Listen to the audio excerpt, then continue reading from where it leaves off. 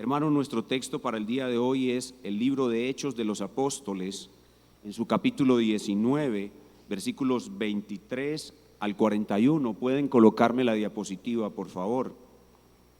Vamos a tener nuestra clase hoy, este fondo, esta imagen, que es un templo de una diosa pagana llamada Diana para los romanos y Artemisa para los griegos.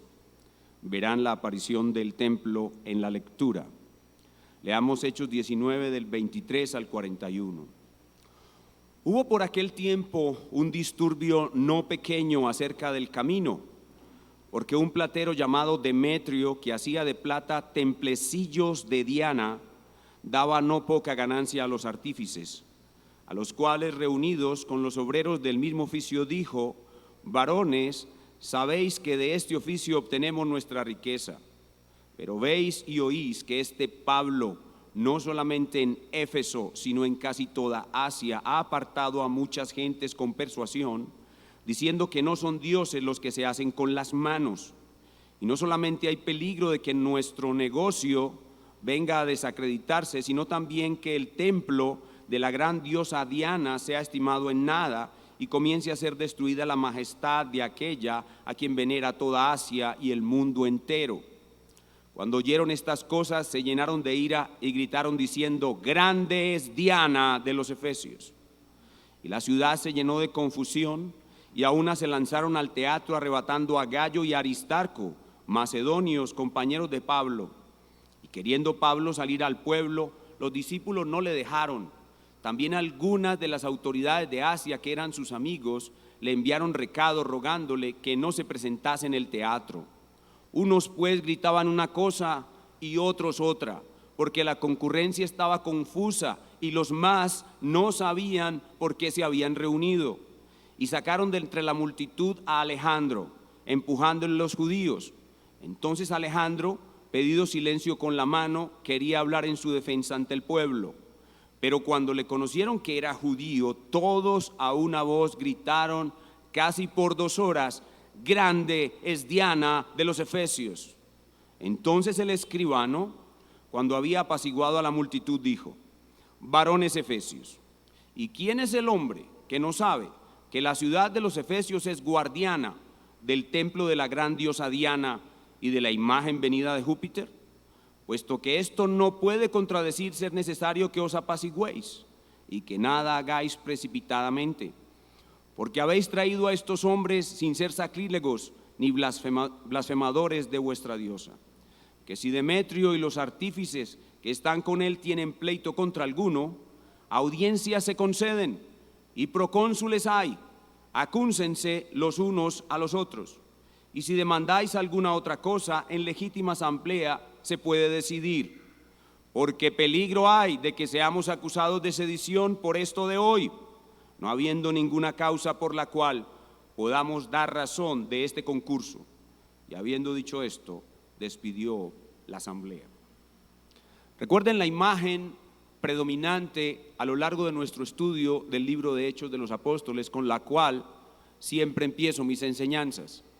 Cristo está sentado en su trono soberano, al cual ascendió después de resucitado, y de allí gobierna absolutamente todo lo que sucede sobre la faz de la tierra. Ese trono es un trono de soberanía, poder y sabiduría. Una sabiduría que hemos llamado la sabiduría paradójica del bien y el mal, porque Jesús usa el mal para el bien de su pueblo, para el avance de la nueva humanidad. En nuestro estudio del libro de Hechos estamos en el tercer viaje misionero de Pablo, en la ciudad de Éfeso, donde se ha quedado aproximadamente 3 años. Y a través de Pablo el Señor dio a esta ciudad un gran avivamiento. En el último estudio que tuvimos, vimos una victoria muy poderosa sobre las tinieblas. Falsos exorcistas fueron desenmascarados y humillados, y los hechiceros, los hermanos que se habían arrepentido, reconocieron sus obras de hechicería y trajeron libros que quemaron públicamente en una demostración de arrepentimiento, dando una gran derrota al reino de las tinieblas. Pero Satanás no se queda quieto después de derrotado. Él vuelve y ataca. Y por eso al final de este periodo de 3 años, Satanás ataca de nuevo. Y ahora usa la religión falsa del paganismo, con toda su ignorancia, su superstición y la codicia de algunos que vivían del negocio de la religión, para atacar de nuevo a la nueva humanidad que es obra de Cristo. Y es que el salir de las tinieblas, de la ignorancia de una religión falsa y la superstición, cambia de tal manera la vida de los hombres de una región, en este caso Asia Menor, que pone en peligro un lucrativo negocio basado en idolatría y paganismo. Así pues, se suma a nuestra larga lista de enemigos de la nueva humanidad uno más, y es el enemigo económico, la economía. Los enemigos ya conocidos tienen ahora un nuevo socio: los intereses económicos. El tema pues de nuestro pasaje es: el avance de la nueva humanidad pone en peligro un gran capital, y por eso se produce otro ataque contra ella. Y el título que le hemos puesto a la exposición de nuestro mensaje es: La patrona en bancarrota. La patrona en bancarrota. Ustedes han escuchado hablar de la patrona de los reclusos, ¿verdad? ¿O han escuchado hablar del santo patrono de una ciudad? Bueno, es más o menos lo mismo. La diosa Diana era la deidad que tenía el patronato, o sea, la deidad protectora, la deidad tutelar. La patrona de la ciudad de Éfeso ahora está en bancarrota. Y lo que vemos en nuestro pasaje son 3 cosas. En primer lugar, vemos un gran capital afectado.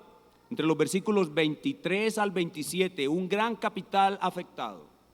En segundo lugar, vemos un gran capital defendido, entre los versículos 28 al 34. Y en tercer lugar, un gran capital neutralizado, entre los versículos 35 al 41. Un gran capital afectado, defendido y neutralizado. Y estamos ubicados en el siglo I.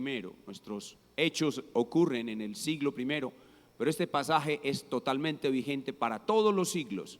Y nosotros en el siglo XXI veremos que tenemos mucho que aprender de él. Veamos pues en primer lugar un gran capital afectado, entre los versículos 23 al 27, y empecemos diciendo cómo se formó este capital. Es un negocio establecido con base en una religión falsa dominante. La adoración de esta diosa falsa era algo muy fuerte en aquella provincia llamada Asia Menor. En alguna de sus zonas probablemente habían minas de plata, y por ello los hombres desarrollaron destrezas en la artesanía de la plata. Ahí están los elementos que se fusionan y producen el gran capital. Muy probablemente una leyenda decía que la diosa griega Artemisa, o Diana para los romanos, se había aparecido en Éfeso, y justo en el lugar donde había aparecido construyeron un fastuoso templo, una de las 7 maravillas del mundo antiguo, que ustedes pueden ver una reproducción en la diapositiva. Dicen los historiadores que se tardaron 120 años construyéndolo, y se convierte en una obra arquitectónica monumental. Y ahí comienza el negocio. Los adoradores de Diana vienen de toda Asia y de otras partes del mundo, y quieren llevar un templecillo de Diana a sus casas para la adoración familiar a esta diosa falsa. Pero en los últimos 3 años, las ganancias de este negocio se redujeron grandemente. ¿Qué pasaba? En el capítulo 19, versículo 20, se nos narra que la palabra de Dios crecía con poder. Dice el 19:20, así crecía y prevalecía poderosamente la palabra del Señor. El avance imparable de la nueva humanidad puso en peligro una religión falsa y un lucrativo negocio.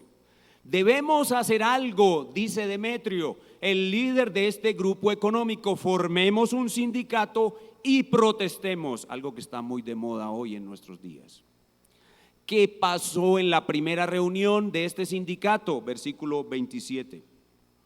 Y no solamente hay peligro de que nuestro negocio venga a desacreditarse, primero el negocio, sino también que el templo de la gran diosa Diana sea estimado en nada. Y para no pasar por codicioso, metemos la religión y comience a ser destruida la majestad de aquella a quien venera toda Asia y el mundo entero. Noten cómo este hipócrita habla de un doble peligro, pero en realidad hay un solo peligro. Él no salió por las calles gritando, estoy en quiebra, estoy en quiebra. No, salió gritando, grande es Diana de los Efesios. O sea que para él, supuestamente, era un hombre muy religioso y quería salvaguardar la majestad de la diosa a la cual adoraba. Mentiras, pura codicia. Y se llenaron de ira, porque claro, le estaban afectando su sustento, y se tornaron violentos y atacaron a los líderes cristianos. Este es un gran capital afectado. En segundo lugar, nuestro pasaje nos muestra un gran capital defendido, de los versículos 28 al 34. En este acto de frenesí y de ira pseudo religiosa, atacan a los líderes de la fe cristiana en esa ciudad. 28. Cuando oyeron estas cosas, se llenaron de ira y gritaron diciendo, grande es Diana de los Efesios. Y la ciudad se llenó de confusión, y a una se lanzaron al teatro, arrebatando a Gayo y Aristarco, macedonios, compañeros de Pablo. La palabra arrebatando implica violencia. Arrebatando a Gayo y Aristarco, los llevaron al teatro.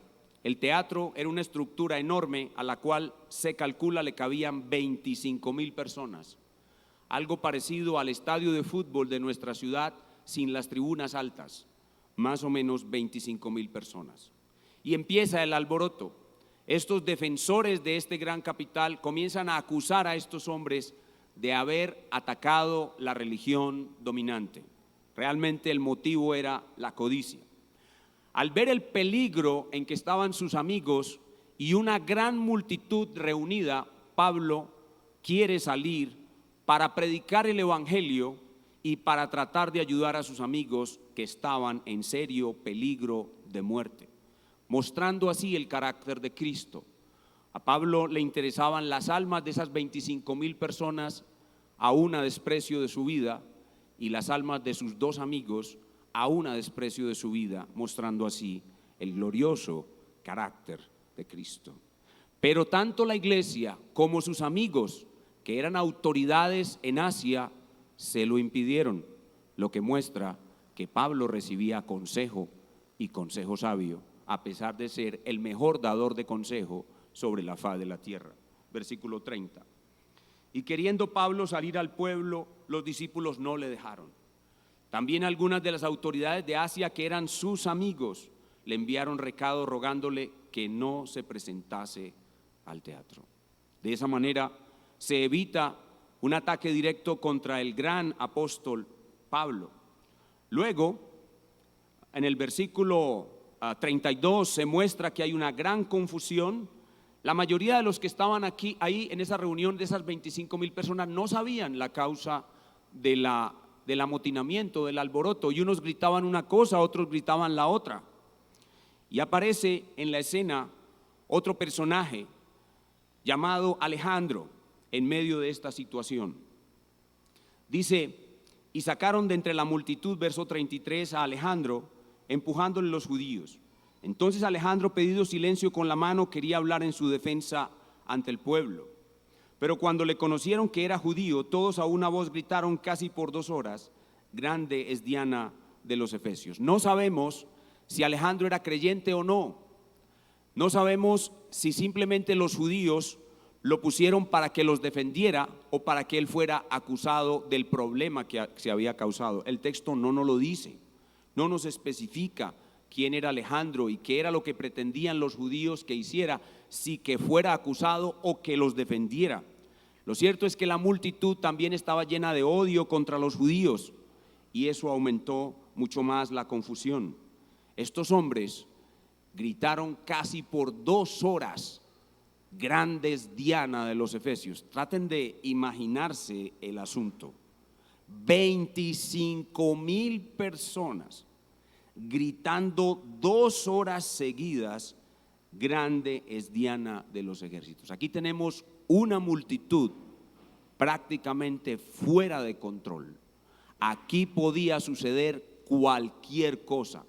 La vida de Gallo estaba en peligro, la vida de Aristarco estaba en peligro y la vida de muchos otros cristianos estaban en peligro. La vida de Pablo, a pesar de que estaba resguardado en algún lugar oculto, seguía en peligro. Ustedes se pueden imaginar lo que podría suceder cuando este alboroto se dispersara por toda la ciudad para ir a buscar a los culpables de este pseudoataque religioso. Podría suceder muerte, devastación, asonada, toda clase de maldad hubiera podido ocurrir en esa ciudad. Pero recuerden cómo empezamos. Cristo está sentado en su trono. Cristo está en control. Y lo mismo es para Él controlar el corazón de un hombre que 25,000 personas amotinadas en una confusión total. Así que Cristo desde su trono de gloria interviene, protegiendo a los suyos, y lo hace de la manera que no nos imaginamos. Lo hace utilizando a los incrédulos, en este caso a una autoridad civil. Y eso nos lleva a nuestro tercer punto: un gran capital neutralizado. Ya vimos un gran capital afectado, un gran capital defendido y ahora un gran capital neutralizado. Cristo interviene y cambia el corazón de la multitud usando a un gobernante de la ciudad, y así salva la vida de los hermanos. En el texto se menciona la palabra escribano. Escribano es un magistrado, algo así como un secretario de gobierno. Algunos piensan que se trata del alcalde de la ciudad. En este caso, un hombre muy inteligente, usado por Dios. El favor de Dios está sobre él. Y él es el encargado, el instrumento de Dios para disolver esta terrible amenaza contra su pueblo.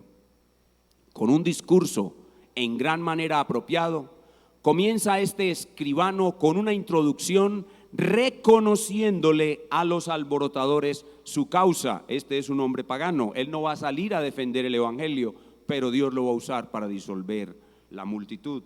Verso 35. Entonces el escribano, cuando había apaciguado a la multitud, dijo: varones efesios, ¿y quién es el hombre que no sabe que la ciudad de los efesios es guardiana del templo de la gran diosa Diana y de la imagen venida de Júpiter? Noten qué adecuada introducción. Le da a los alborotadores, les da un lugar, los reconoce, pero ahora defiende a los hermanos. Verso 36. Puesto que esto no puede contradecirse, es necesario que os apaciguéis y que nada hagáis precipitadamente, porque habéis traído a estos hombres sin ser sacrílegos ni blasfemadores de vuestra diosa. Defiende a los hermanos y muestra la injusta acusación que los alborotadores han puesto sobre ellos.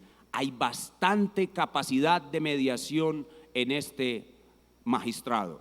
Hay sensatez en su discurso. Y luego su punto más alto, su argumentación más alta, lo lleva a darles una muy buena razón para cesar el alboroto, y es el peligro que hay de que los romanos tengan a los efesios por sediciosos y vengan a destruir la ciudad, como solía hacer el imperio romano ante alborotos sin causa. El imperio romano era muy celoso de toda clase de alborotos. Verso 38 al 41. Y ese es el argumento de este magistrado. Dice el 38, que si Demetrio y los artífices que están con él tienen pleito contra alguno, audiencias hay, audiencias se conceden, y procónsules hay, acúsense los unos a los otros. Y si demandáis alguna otra cosa, en legítima asamblea se puede definir, porque peligro hay de que seamos acusados de sedición por esto de hoy, no habiendo ninguna causa por la cual podamos dar razón de este alboroto. Así que él, con mucha astucia, baja los ánimos de todos, les da una razón de peso. La razón de peso es un mal mayor sobre ellos y sobre la ciudad, y habiendo dicho esto, calma la confusión y despide la asamblea. Este hombre, pues, guiado por Dios, su corazón está en su mano, hace que esta multitud se diluya y así salva la vida de Gallo y Aristarco, la de Pablo y la de muchos otros cristianos que pudieron haber muerto en una masacre. Este acto, este hecho, este alboroto le muestra a Pablo que era el tiempo de irse de Éfeso, lo cual realmente hace y que nos muestra el capítulo 20, versículo 1, y que estudiaremos en el sermón a continuación, verso 1 del capítulo 20. Después que cesó el alboroto, llamó Pablo a los discípulos y habiéndolos exhortado y abrazado, se despidió y salió para ir a Macedonia. Noten aquí algo que nosotros llamamos guía providencial. Guía providencial. ¿Cómo nos guía Dios hoy? Dios nos guía por su palabra. Él no nos guía por medio de visiones, sueños, profecías, escuchar la voz de Dios de viva voz. No, Él lo hace o por su palabra escrita o nos da este tipo de guía que llamamos guía providencial. Nosotros en esta iglesia no habíamos pensado nunca establecer una sede de nuestra iglesia en el Carmen de Viboral, pero de un momento a otro llegan a nuestra iglesia 20 hermanos de esa ciudad. Nosotros tenemos por cierto que el Señor quiere que tengamos una iglesia en esa ciudad. Eso se llama guía providencial. Y de un momento a otro llegan 20 hermanos del municipio de La Estrella. Nosotros entendemos por eso que Dios quiere que tengamos una iglesia en La Estrella. Eso es lo que se llama guía providencial. Debemos ser cuidadosos al analizar esta forma de guía de Dios, porque no siempre es tan clara, pero en este caso era bastante clara, y Pablo entendió que era el tiempo de terminar su trabajo en Éfeso y dirigirse a otras regiones. Y vemos en nuestro pasaje que de la misma manera como Dios controló a la multitud para que influyera en la crucifixión del Señor Jesucristo, asimismo controló a esta multitud para proteger a su pueblo. Cristo es grandemente exaltado en este pasaje como el gran controlador de las masas. Por tal razón nosotros no debemos tener temor a las masas, porque todas las masas, tanto como los individuos que atacan a la iglesia, son controlados por Cristo. Y en el pasaje vemos cómo Cristo ataca las tinieblas y las derrota, y les permite un contraataque, y en medio de ese contraataque nos permite padecer por Él, pero al final nos da la victoria. Al final nos libra del mal y nos da la victoria. Este pasaje glorifica a Cristo como el Señor de las masas, el Señor de las multitudes. Pablo también glorifica a Cristo mostrando su amor protector por los discípulos y el menosprecio de su propia vida. Él estaría dispuesto a dar su vida si esas 25,000 personas hubiesen escuchado el Evangelio. Así pues que Cristo es grandemente glorificado en este pasaje. Ahora debemos trasladar este pasaje a nuestras vidas en el siglo XXI y preguntarnos cómo se aplica a nosotros este alboroto en Éfeso. Bien, el avance imparable de la nueva humanidad continúa. Ha llegado a nuestras vidas, ha llegado a nuestra ciudad, ha llegado a nuestra familia. Y cuando una persona se convierte, eso puede afectar la economía de esa persona, de su familia, de su ciudad y hasta de su nación, dependiendo del número de personas que se convierten a Cristo. Así que cuando hay personas que se convierten a Cristo, eso afecta a muchos negocios. Los bares son afectados porque pierden un borracho. Los jíbaros son afectados porque pierden un vicioso. Los burdeles son afectados porque ya no hay más cliente para las prostitutas. Los dispensadores de pornografía y otras clases de maldades son afectados. Los tabacaleros son otro gremio afectado porque el que se convierte a Cristo, tarde o temprano, deja de fumar. Los marihuaneros ya tienen en su combo un amigo menos. Ya no pueden disfrutar de la enorme felicidad que tienen en esta vida de salir a fumar un pucho de marihuana a la calle para fastidiar a todos los demás. Ya tienen un compinche menos en esa búsqueda de la felicidad marihuanística, que es lo que la gente conoce hoy. No conocen otra forma de felicidad ni de estar tranquilos y apaciguados sino la marihuana. Ya tienen un cliente menos. Y los casinos, ya no hay quien vaya a derrochar la plata que gana y dejar a su familia con hambre gastando plata en casinos. No, el que se convierte afecta la economía de muchos. Eso sin contar que el que se convierte deja de participar en negocios ilícitos. No solamente no consume cosas malas, sino que no se presta para la distribución de las mismas. Y cuando la verdad desenmascara la mentira, se afecta toda clase de agencia. Las agencias de viajes a Israel son afectadas porque ya la persona sabe que el Dios de los cielos está tanto en Israel como en la habitación en la cual él ora en su casa. Se afectan estos negocios lucrativos de peregrinaciones, pero también se afectan los adivinos. Ya no más consulta a adivinos, a chamanes, ya no más conjuros para la buena suerte o el amor. Ya no hay que pagarle al cura por las misas católicas, o ya no somos partícipes de falsas apariciones de la Virgen que se hacen para recibir ganancias en ventas de productos y peregrinaciones a aquel lugar. El Papa atacó a Lutero porque bajaron las ventas de indulgencias. Si no, el Papa hubiera dejado a Lutero tranquilo. Si la reforma sigue avanzando en esta ciudad, en Colombia y en Latinoamérica, los falsos maestros de la prosperidad verán seriamente afectado su negocio. Si pudiéramos evitar el aborto, ¿cuánta plata perderían sus practicantes? Esta lucha entre la luz y las tinieblas la hemos llamado polarización. La palabra polarización viene de Génesis 3:15. ¿Lo recuerdan?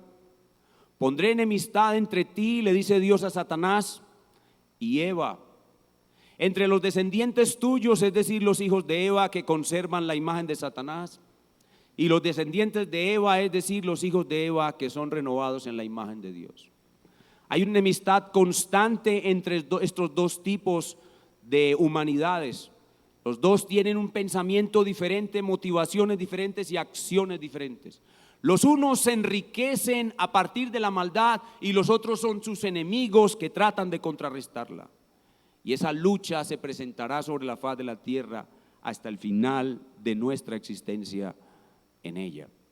Y cuando llegue el final del tiempo, todas las religiones falsas, los ateos y los hoy llamados progresistas se van a reunir contra los verdaderos cristianos. Y ojo que esos progresistas incluye políticos, presidentes, magistrados de la Corte Suprema de Justicia, magistrados de la Corte Constitucional.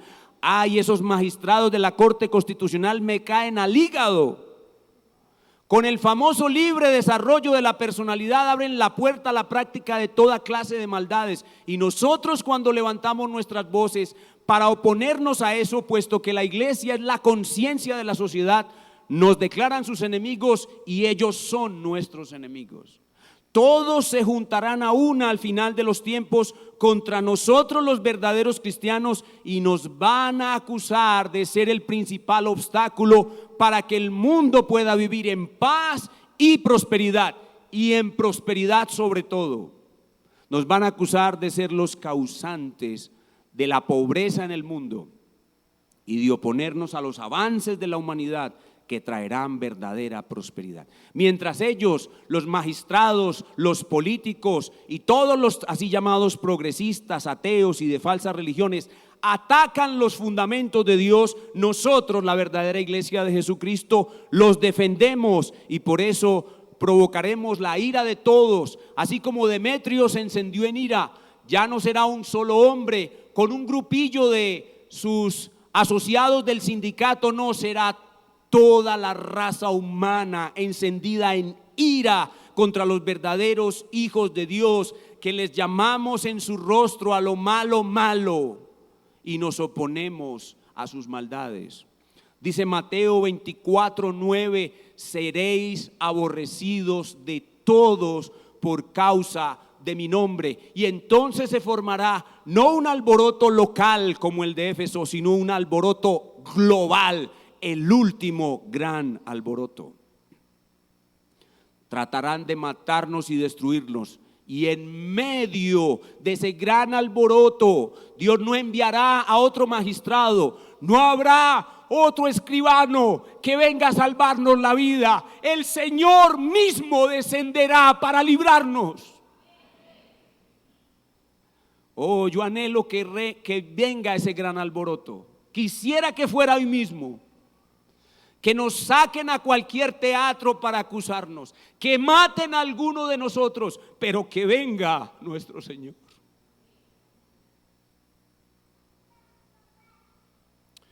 Pero estos ataques, ni parciales ni globales, ocurrirán, hermanos, si nosotros no evangelizamos.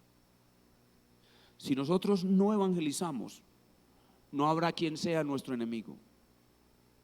Si nosotros no participamos en las misiones, si nosotros no tenemos una mentalidad misionera como iglesia, si nosotros no plantamos nuevas iglesias, si nosotros no buscamos que una comunidad sea transformada, la economía de nadie va a ser afectada y no nos van a atacar. Es más, van a ser nuestros amigos, nuestros panas, nuestros parceros. Si nosotros no vivimos vidas santas, estos ataques no ocurrirán. Si nosotros no proclamamos a estos hombres malos las verdades de la justicia moral de Dios en todos los aspectos de la vida humana, si no les decimos que el homosexualismo es una perversión, si no les decimos que el aborto es un homicidio, si no les decimos que sus leyes son leyes perversas y que sus magistrados son magistrados perversos, no nos van a odiar, no nos van a atacar, todo estará en paz. Si no somos la conciencia de la sociedad, no van a ocurrir estos ataques. Pero si lo hacemos, estos ataques van a ocurrir y nosotros debemos vencer el miedo, porque Cristo está en control de las masas. Hermanos, la medida de nuestra fidelidad a Dios será la presencia de estos ataques, sean pequeños, sean grandes, sean a nivel local, sean a nivel citadino, sean a nivel global. Estos ataques son una bendición. Muestran que estamos viviendo la vida que Dios quiere que vivamos y adorando a Cristo como debe ser y teniendo la iglesia verdaderamente bíblica. Estos ataques son una bendición. La pregunta es, querido hermano, ¿estás listo para vivir esta época en la que vendrán esos ataques? ¿O tienes miedo? Pudiste ver en el pasaje que probablemente Pablo, Gallo y Aristarco tenían miedo, pero también vemos en el pasaje que el miedo puede ser vencido. Hemos estudiado esto en el libro de Hechos ya muchas veces. El miedo puede ser vencido y cuando le demos el final a este gran libro de Hechos, todos aquí debemos estar convencidos de que el miedo puede ser vencido. Vayamos a 2 Corintios capítulo 1, versículos 8 al 11. Vamos a leer lo que Pablo escribe. No estoy seguro si estas palabras se refieren específicamente a este alboroto o a otra situación muy difícil que vivió en Éfeso, pero creo que estas palabras describen bien lo que pudo haber sentido el apóstol y sus amigos en este caso del alboroto. Y estas palabras nos dejan esta gran lección. Además de que Cristo es controlador de las masas, eso nos debe dar la lección de que Él es nuestro Salvador en cualquier alboroto y de que el miedo puede ser vencido. 2 Corintios 1 del 8 al 11. Porque hermanos, no queremos que ignoréis acerca de nuestra tribulación que nos ha sobrevenido en Asia, pues fuimos abrumados sobremanera más allá de nuestras fuerzas, de tal modo que aún perdimos la esperanza de conservar la vida.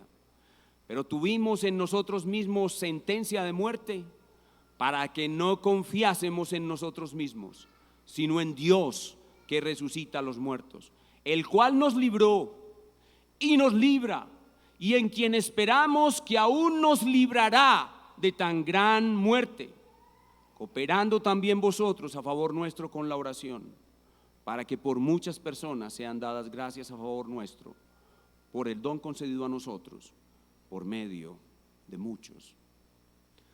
Pablo es un hombre que tiene una mente preparada para la aflicción, que está seguro de que su Señor es el Señor de los reyes, pero también es el Señor de las multitudes.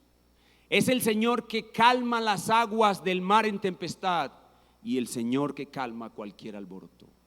El Señor que permitió el mal para librarnos del mal.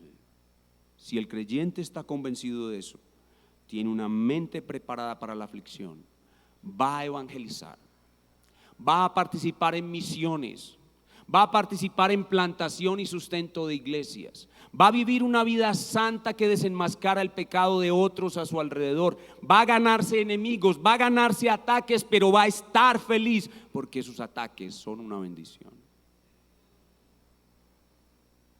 Va a ser la conciencia de la sociedad juntamente con su iglesia y va a vivir la verdadera vida que Dios quiere que vivamos. Una breve palabra de aplicación para nosotros los pastores. Los pastores debemos ser los primeros en enseñar qué es malo y qué es bueno. Y nuestra enseñanza debe ser basada en la Escritura. Y si hay algún ataque, los pastores debemos ser los primeros en poner el pecho y recibir el golpe. Así que si alguno es arrastrado al teatro, arrojado en la cárcel, lapidado o ejecutado, el primero tiene que ser el pastor, los pastores. Nosotros somos los comandantes de esta nueva humanidad y por tanto los primeros en el frente de batalla. Y si alguno aquí quiere ser pastor, debe saber esto: este trabajo no es para cobardes, este trabajo es para valientes. Y si aquí hay alguna persona, un amigo que nos visita, al cual no le ha llegado la luz de la verdad, este pasaje le muestra que Cristo es esa verdad. Amigo, ¿ha llegado a ti la luz de la verdad? ¿Es Cristo tu salvador o protector, o todavía te encomiendas a una patrona que está en bancarrota? ¿Todavía tienes tu santico de la devoción? ¿O tu patrón o tu patrona todavía andas en la ignorancia del paganismo? Serás maldito con tu Dios falso por toda la eternidad si no vienes a Cristo. Solo hay uno que es Señor de la vida y de la muerte, Señor de los reyes y de las masas, y solo hay una forma de venir a Él: humillarte reconociendo tu pecado y creyendo en su muerte y resurrección. Solo Cristo salva. Ven a Él, amigo, mientras tienes tiempo. Oremos. Nuestro Padre Dios, te damos muchas gracias. Hoy hemos aprendido que tú tienes un plan que no puede ser dañado, y es crear una nueva humanidad.